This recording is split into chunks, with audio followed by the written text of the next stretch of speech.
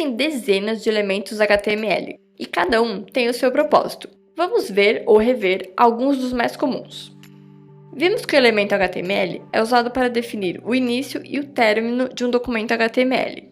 O elemento head é usado para definir o cabeçalho do documento e o elemento body é usado para definir a seção em que ficam os elementos que serão visíveis para os usuários. Um dos elementos visíveis é o elemento P, usado para declarar parágrafos. Já vimos também que o navegador ignora quebras de linha do código-fonte, mas nós podemos forçar quebras de linha com o elemento BR. O elemento A é usado para declarar links, que normalmente levam o usuário para outra página da web, mas também podem levar para uma outra seção dentro da mesma página, o que vai depender do valor do atributo href do elemento. Imagens são inseridas usando o elemento img, e o atributo src define onde está o arquivo da imagem, que pode ser um caminho relativo, um caminho absoluto ou ainda uma URL completa. Listas de itens sem numeração, chamadas de listas não ordenadas, são declaradas usando o elemento ul para iniciar a lista e o elemento li para cada item da lista. Listas de itens numeradas, ou listas ordenadas, são declaradas usando o elemento ol para iniciar e terminar a lista e o elemento li para cada item da lista. Repare que o elemento li é usado para declarar itens tanto dentro de listas não ordenadas quanto dentro de listas ordenadas. O que define se o navegador vai exibir os itens com números ou com bullets é o elemento dentro do qual os itens foram declarados, ou seja, se foi um ul ou se foi um ol. Tabelas são declaradas usando vários elementos HTML, um para cada parte da tabela. A tabela em si é declarada usando o elemento table. Dentro do elemento table são declaradas as linhas da tabela, e cada linha é declarada usando o elemento tr, que vem de table row. E dentro de cada linha são declaradas as células usando o elemento td, que vem de table data.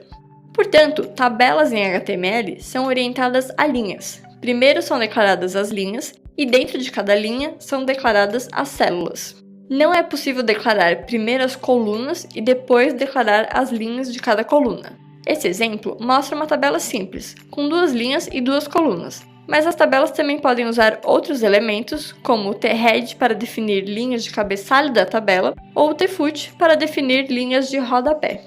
Outra área que possui diversos elementos HTML associados são os formulários. Formulários são declarados usando a tag form, e dentro do elemento form podem aparecer tanto elementos que nós já vimos, como parágrafos, imagens e etc., e também podem ser declarados elementos interativos, como caixas de texto, botões, checkboxes e por aí vai.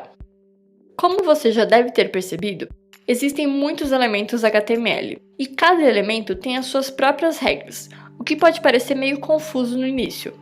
Com o tempo e com a prática, você vai acabar pegando o jeito e conhecendo as estruturas mais comuns e como usá-las. Até lá, existem muitas referências na internet que podem te ajudar. E uma das melhores documentações é a do MDN, que é um site mantido pela Mozilla, a empresa que desenvolve o navegador Firefox. Esse site é muito completo, é sempre atualizado e tem uma documentação bem amigável, que não é muito pesada para quem está começando. Essa página em particular tem a lista de todos os elementos HTML que existem e um resumo de cada um. Se você quiser saber mais sobre um elemento em particular, pode clicar no nome do documento, por exemplo A, para ir até a página que é dedicada apenas àquele elemento e contém todas as informações necessárias para usar o elemento corretamente. É legal que você consulte essa documentação, especialmente agora no início. Às vezes, olhando só o resultado final que é exibido pelo navegador, não fica claro quando nós devemos usar um ou outro elemento HTML. Por exemplo, aqui nós temos um texto que foi declarado dentro de um elemento P e um outro texto que foi declarado dentro de um elemento div. Aparentemente, o texto é exibido exatamente da mesma forma, e nós ainda poderíamos usar CSS para acertar as pequenas diferenças se fosse necessário. Então, faz diferença usar um ou outro elemento? A resposta é que sim, na maioria dos casos faz alguma diferença, e dependendo do caso, pode fazer muita diferença. Cada elemento HTML tem o seu propósito, ou seja, ele foi planejado para ser usado em determinadas situações. E existem muitos motivos para usar o elemento certo em cada caso, ainda que se você for olhar só para a aparência final, nem sempre fique muito claro qual é a diferença. O primeiro motivo para usar elementos HTML corretamente é a manutenção do código ao longo do tempo. Se todos os programadores concordarem que elementos P vão ser usados para parágrafos, que elementos button vão ser usados para botões que fazem alguma coisa acontecer na página e assim por diante, fica muito mais fácil para um programador que não escreveu o código original fazer alguma alteração quando for necessário. Assim, o programador não vai ficar confuso, se perguntando por que o elemento X foi usado ao invés do elemento Y. E na mesma linha desse motivo, existe o motivo de legibilidade do código. Quando estamos escrevendo um programa em uma linguagem qualquer, existem várias boas práticas e convenções que nós costumamos seguir para tornar o código mais legível. Por exemplo, nomear variáveis de maneira adequada, indentar o código e etc. Em HTML, também é importante indentar o código, usar nomes adequados e também usar os elementos adequados que transmitam a intenção do programador. Um outro motivo para construir um bom HTML é a acessibilidade das páginas. Acessibilidade se refere a usar práticas que permitam que as páginas web sejam acessíveis por qualquer tipo de pessoa, inclusive pessoas com alguma deficiência que tornam o seu acesso mais complicado. Por exemplo, existem programas chamados screen readers ou leitores de tela que leem as páginas da web para pessoas com deficiências visuais. Para esses programas, a estrutura por trás da página, ou seja, os elementos HTML que formam a página, são muito mais importantes do que a aparência e são essenciais para que essa tradução seja feita de uma forma útil para o usuário. Por exemplo, se o título da página não estiver dentro do elemento H1 e se as seções da página não estiverem dentro dos elementos como H2, H3, etc., esse programa não vai conseguir saber qual é o título da página e quais são as seções principais, e nem o usuário que estiver tentando navegar. E finalmente, um motivo que é muito importante para sites da web que são públicos é o SEO, ou Search Engine Optimization, que se refere a estruturar páginas de forma que buscadores como o Google ou o Bing consigam automaticamente identificar do que se trata a página e colocar as suas páginas ou o seu site no topo dos resultados de busca. A melhor maneira para entender como funciona o navegador é o próprio navegador.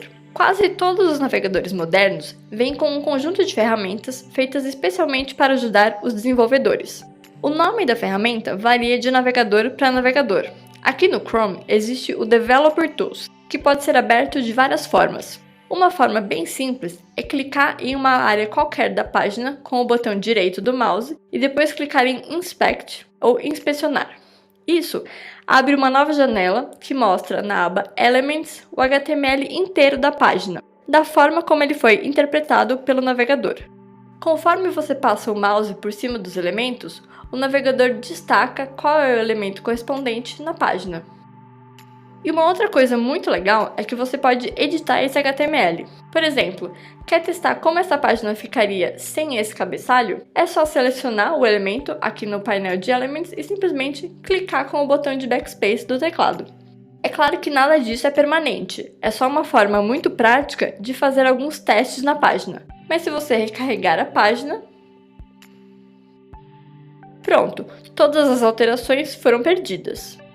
Uma outra forma de ver o HTML de qualquer página é clicar de novo com o botão direito do mouse em qualquer lugar, mas agora clicar em View Page Source. Isso vai abrir uma nova janela contendo apenas o HTML, exatamente da maneira que o navegador recebeu do servidor. Essa forma é menos interativa do que a primeira, mas pode ajudar você a ter uma visão mais rápida do HTML inteiro e a encontrar rapidamente algum conteúdo.